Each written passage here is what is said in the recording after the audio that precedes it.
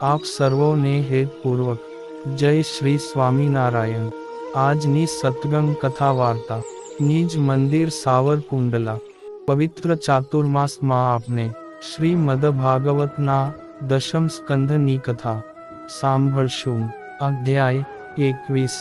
શ્રી શુકદેવજી બોલ્યા, હે રાજન, એમ શરદ ઋતુને લીધે જ્યાંના પાણી સ્વચ્છ હતા અને કમળની સુગંધથી સુગંધિત પવન જ્યાં વાતો હતો તેવા વૃંદાવનમાં ગાયોને ગોવાળિયા સાથે ભગવાને પ્રવેશ કર્યો। એ સમયે વૃંદાવનમાં સરોવરો, નદીઓ તથા વૃક્ષો, ખીલેલાં પુષ્પો વાળી વનરાજીઓમાં મદોન્મત્ત થઈ ગુંજારવ કરતા ભમરાઓથી અને અવાજ કરતાં પક્ષીઓથી ગાજી રહ્યાં હતાં। તે વૃંદાવનમાં ગોવાળિયા તથા બળદેવજી સાથે પ્રવેશ કરી મધુપતિ શ્રી કૃષ્ણ ગાયોને ચારતા વાંસળી વગાડવા લાગ્યા।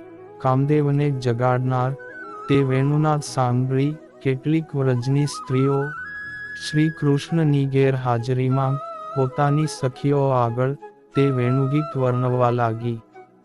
હે રાજા, શ્રીકૃષ્ણની ચેષ્ટાઓ યાદ કરતી તે સ્ત્રીઓએ વેણુગીતનું વર્ણન કરવાનો આરંભ તો કર્યો, પરંતુ કામના વેગથી તેઓના મન એવાં વ્યાકુળ થયાં કે જેથી તે વર્ણવી શકી નહીં।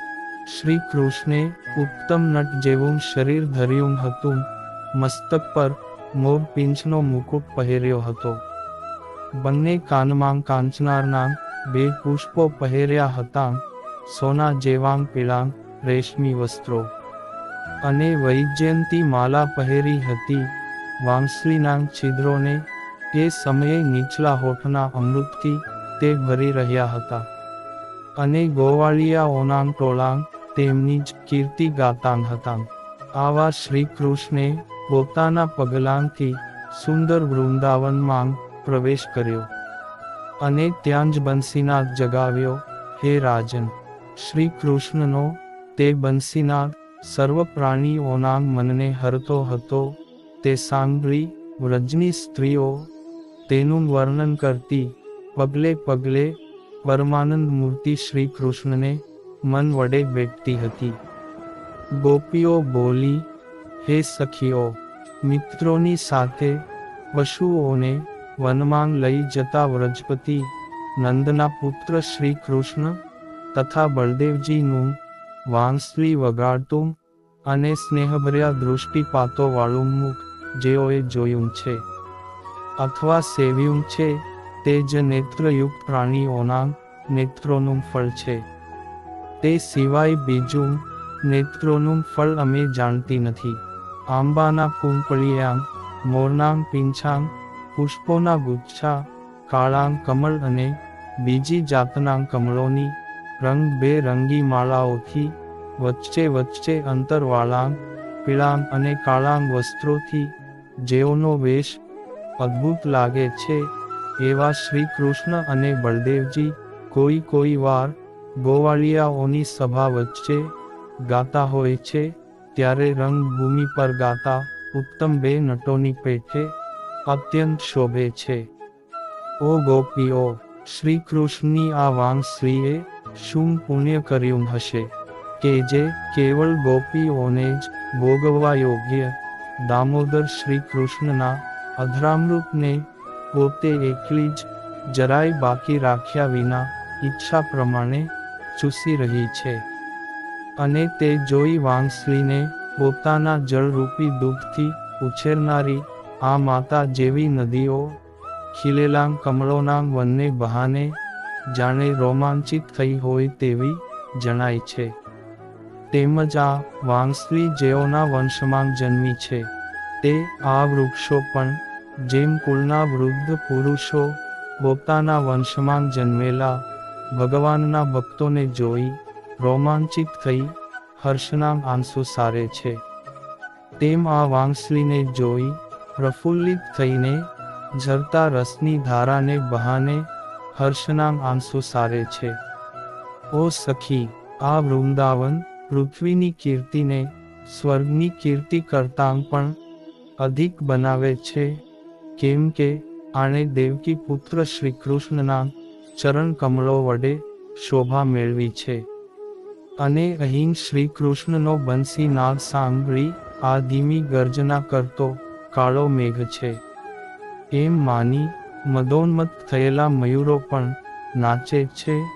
તે જોઈને ત્યાં પર્વતોમાં શિખરો ઉપર રહેલા બીજાં બધાં પ્રાણીઓ પોતપોતાના કામકાજ તજી દે છે. આવું કોઈ બીજા લોકમાં દેખાતું નથી. માટે જ આ વૃંદાવન પૃથ્વીની કીર્તિને સ્વર્ગ કરતાં વિશેષ ફેલાવે છે. સખી, પશુ જાતિની આ મૂઢ બુદ્ધિવાળી મૃગલીઓને ધન્ય છે, કેમ કે વેણુનાદ સાંભળીને વેશ ધારણ કરનારા નંદકુમાર પ્રત્યે પ્રેમાળ નજર રાખી તે દ્વારા તેમનું સન્માન કરે છે. અને તે પણ પોતાના પતિ કૃષ્ણ મૃગોની સાથે રહીને જ કરે છે. માટે જ ખરેખર કૃતાર્થ છે. આપના પતિ ગોવાળિયા તો ક્ષુદ્ર છે, તેઓ આ રીતે આપણે તેઓની સમક્ષ ભગવાનનું સન્માન કરીએ છીએ તેને સહન કરતા નથી એ ભાવ છે. ઓ ગોપીઓ, આ આશ્ચર્ય સાંભળો. સ્ત્રીઓને આનંદ આપનાર રૂપ અને શીલવાળા શ્રી કૃષ્ણને જોઈને અને તેમને વગાડેલી વાંસળીનું અદ્ભુત ગીત સાંભળીને વિમાનમાં જતી દેવાંગનાઓ પતિઓના ખોળામાં બેઠી છે. તો પણ કામાવેશથી ધૈર્ય રહિત થઈ મોહિત થાય છે, જેથી તેઓના અંબોડા માંગથી પુષ્પો સરકી પડે છે અને તેઓના ચણિયા નાગ બંધન ગીલાંગ થાય છે. વળી આ ગાયો શ્રીકૃષ્ણના મુખથી નીકળેલા આ વેણુ ગીતરૂપી અમૃતને રખેને અંદરથી ઢોળાઈ જાય એ કારણથી કાનરૂપી પડિયા ઊંચા કરી પીએ છે. અને ધાવતાં આ આપણાં બાળકો તથા નાનાં વાછરડાં પણ શ્રી કૃષ્ણનું વેણુ ગીત સાંભળી મુખમાં ઝરેલા સ્તનના દૂધરૂપી કોળિયા ગળેથી નહીં ઉતારતાં એમને એમ રાખી સ્થિર થયાં છે. તેમજ આ ગાયોને વાછરડાં દૃષ્ટિના માર્ગે શ્રી કૃષ્ણને મનમાં સ્થાપી તેમને ભેટી રહ્યાં છે. અને તેથી જ તેઓના નેત્રોમાં આનંદના આંસુઓ આવી રહ્યાં છે. ઓ મા, આ વૃંદાવનના જે પક્ષીઓ છે તેઓ લગભગ બધા મુનિઓ જ હોવા જોઈએ, કારણ કે જેમ મુનિઓ શ્રી કૃષ્ણનું દર્શન થાય તે માટે વેદોક્ત કર્મોના ફળો તજી વેદરૂપી વૃક્ષોની શાખાઓનો આશ્રય કરી તેમાં રહેલી સુંદર કુંપળો જેવા કર્મોને સ્વીકારતા સુખી રહે છે અને શ્રી કૃષ્ણના ચરિત્રો જ સાંભળ્યા કરે છે. તેમ આ પક્ષીઓ પણ શ્રી કૃષ્ણનું દર્શન થાય તે રીતે પુષ્પો કે ફળો વચ્ચે આડાંગ ન આવે તેમ સુંદર કુંપળિયાંવાળી વૃક્ષોની શાખાઓ ઉપર ચડી ત્યાં બેઠાં શ્રી કૃષ્ણે પ્રકટ કરેલું મનોહર વેણુ ગીત સાંભળે છે. એ વખતે તેઓ અવર્ણ્ય સુખને લીધે આંખો પણ મીંચતાં નથી અને બીજી વાણી તજી દે છે. અરે, શ્રી કૃષ્ણનો બંસીનાદ કેવળ ચેતન પ્રાણીઓને જ મોહક લાગે છે એમ નથી, પણ જડ શુદ્ધાંગ એ નાદથી મોહિત થાય છે. આ નદીઓ પણ શ્રી કૃષ્ણનો બંસીનાદ સાંભળે છે ત્યારે ભૂમિઓથી જણાતા કામાવેશને લીધે છિન્નભિન્ન વેગવાળી તરંગો રૂપી ભુજાઓ વડે કમળોની ભેટ ધરી શ્રી કૃષ્ણના બંને ચરણને આલિંગનથી ઢાંકી દઈ ગ્રહણ કરે છે. બળદેવજી અને ગોવાળિયાઓ સાથે શ્રી કૃષ્ણ તડકામાં વ્રજના પશુઓ ચારતા હોય અને તેમની પાછળ વાંસળી વગાડતા હોય ત્યારે તેમને જોઈ પ્રેમથી વધીને તેમના ઉપર ચડી આવેલો મેઘ મિત્ર મેઘની જેમ લોકોની પીડાઓ હરે છે. અને શ્યામ છે તેમ શ્રીકૃષ્ણ પણ સર્વ લોકની પીડા હરનારા અને શ્યામ છે. તેથી તેમને મેઘના મિત્ર કહ્યા. શ્રીકૃષ્ણ ઉપર પુષ્પોના સમૂહ જેવાં જળબિંદુઓ વરસાવી પોતાના શરીર વડે છત્ર ધરે છે. અલીઓ, આપના કરતાં તો આ બિલ્ડીઓ કૃતાર્થ છે, કેમ કે પ્રથમ શ્રીકૃષ્ણની પ્રેમ પાત્ર સ્ત્રીઓના સ્તનો ઉપર લગાવેલું અને પછીથી રતિ ક્રીડા સમયે શ્રીકૃષ્ણના ચરણ કમળોમાં ચોંટીને તેની રતાશ વડે શોભાયમાન થયેલું કેસર અહીં વૃંદાવનમાં શ્રી કૃષ્ણના ચાલવાથી ઘાસમાં જે લાગ્યું છે તેને જોઈને કામના તાપથી પીડાઈને આ ભીલડીઓ મુખ અને સ્તન ઉપર તેના વડે લેપ કરે છે અને તે દ્વારા કામ પીડા તજે છે. માટે ભીલડીઓ ભાગ્યશાળી છે. આપણે તો એટલી પણ પીડા શામક વસ્તુ મેળવી શકતી નથી, જેથી ધિક્કાર પાત્ર છીએ. અહો હે સખીઓ, આનંદની વાત છે કે આ ગોવર્ધન પર્વત શ્રી હરિના ભક્તોમાં શ્રેષ્ઠ છે, કારણ કે બળદેવજી તથા શ્રી કૃષ્ણના ચરણ સ્પર્શથી તે પર્વતને આનંદ થયો તે આ રીતે જણાય છે કે ઘાસના અંકુરો ઉગી નીકળે છે તે એને રોમાંચ થયા હોય, એમાં જે વિનાશ રહે છે તે જાણે આનંદનો પરસેવો થયો હોય, અને તેમાંથી જે ઝરણ ઝરે છે તે હર્ષના આંસુ વહેતાં હોય તેમ લાગે છે.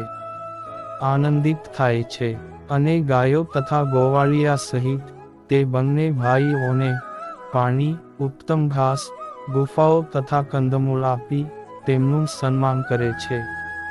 હે સખીઓ, ગાયોને પગે બાંધવાના નોંજણા ને મસ્તક પર વીંટીને તેમજ તોફાની ગાયોને ખેંચી જવાની રાશોને ખાંડ પર રાખીને ઉત્તમ ગોવાળિયાની શોભાથી શોભતા અને ગોવાળિયાઓ સાથે એક વનમાંથી બીજા વનમાં ગાયોને લઈ જતા શ્રીકૃષ્ણ તથા બળરામના મનોહર પદવાળા શ્રેષ્ઠ વેણુનાથી પ્રાણીઓમાં જે જંગમ છે તેઓને નિશ્ચેષ્ટતા રૂપી રથાવર ધર્મ અને વૃક્ષો વગેરે જે સ્થાવરો છે તેઓને રોમાંચ રૂપી જંગમ ધર્મ પ્રાપ્ત થાય છે. આ પણ આશ્ચર્ય છે. વૃંદાવનમાં વિચરતા શ્રીકૃષ્ણ ભગવાનની એવા પ્રકારની જે ક્રીડાઓ હતી તેનું પરસ્પર વર્ણન કરતી ગોપીઓ શ્રી કૃષ્ણમય થતી હતી. આમ હે રાજા પરીક્ષિત, મેં તને ગોપી ગીતના સારરૂપ વિવરણ કરી સંભળાવ્યું. એમ શ્રી શુકદેવજીએ કહ્યું અને આપને પણ સાંભળ્યું. ઇતિ શ્રીમદ ભાગવત મહાપુરાણના દશમ સ્કંદ પૂર્વાર્ધને વિશે 21મો અધ્યાય સમાપ્ત. ને હવે પછીની કથા વાર્તા આપને આગળના ભાગમાં સાંભળશું. અત્યારે આપ સર્વોને ભાવથી જય શ્રી સ્વામિનારાયણ.